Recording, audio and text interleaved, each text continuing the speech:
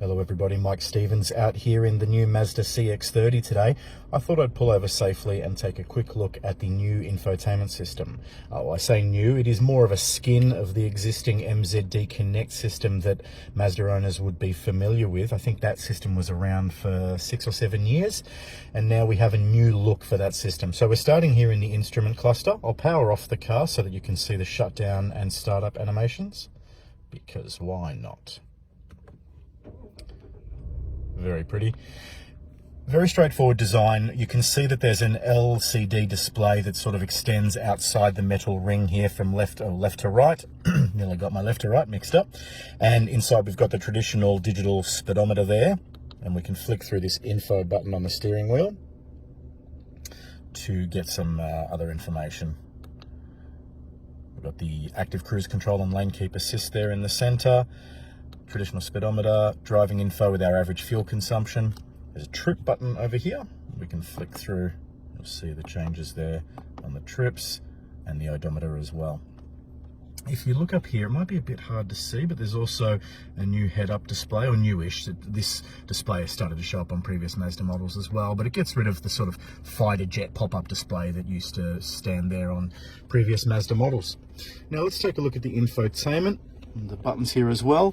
This layout, although they're physically a new controls, new dial, new buttons, it is the same layout that Mazda owners will be familiar with.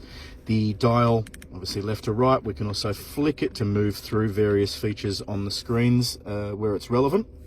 Now if we come back up here and we'll hit home, as you can see, the sort of glossy metal glass effects of the previous system are gone. There was a bit of an early 2000s look I wasn't a huge fan, but I do love this more subtle, minimal style.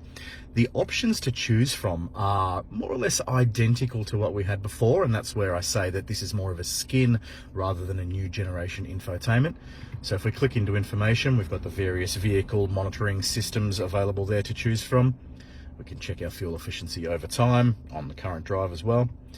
We can, if we go back to home, we've got entertainment. My phone's not connected at the moment because I'm using it to record, but if I hit menu, source list, I've got FM, AM, digital radio. I listen to a lot because it's very straightforward. I don't have to choose what to listen to. And then if I use the dial, I can scroll through the various sources available to listen to. Back to home. Navigation hasn't really changed. The map design is much the same as it was before. No problem there. It's obviously not as nice as Google Maps or Apple Maps. Of course, you can access both of those because Apple CarPlay and Android Auto are standard. Thank the universe for that one. I love using both. It's nice now to not feel compelled to jump straight into them because this is an attractive system now that really matches the styling of the CX-30. It's a premium looking car. Now we have premium looking infotainment. Settings options, again, much the same as before. These are all straightforward, mirror more or less what you'll find in most cars. I think the real standout thing here, apart from the change in styling, we can turn off the display there as well with another tap of the home button and just have the clock. One of the real standout things here for me is that it's now a vertical orientation rather than the horizontal design that was used before. So it's a really quick scroll through and you get just the clock. Nice and simple there on the right, no messing around.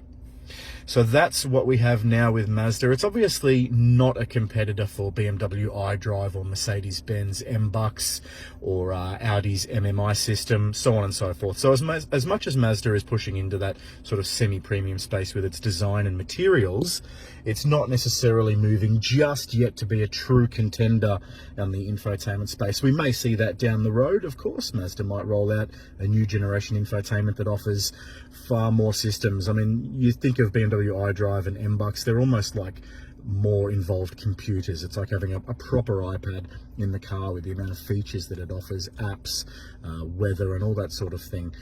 Not all of it's really necessary at the end of the day. They're nice to haves. You expect to see them in premium cars. Whether or not you actually need them is another topic altogether.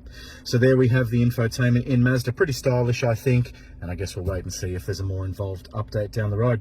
Let's have a quick look outside the car for those that might have forgotten what the CX-30 looks like. And there it is, the new Mazda CX-30. It's obviously been on sale in Australia for a few months now. It's the second new offering in Mazda's next generation lineup, following the Mazda 3. Both cars are a little more expensive now than some of their rivals, but again, Mazda is sort of pushing for that semi-premium, and they understand that they will lose some sales in the process, but that's sort of part and parcel with moving into the premium space. Lower volume, higher margins, etc.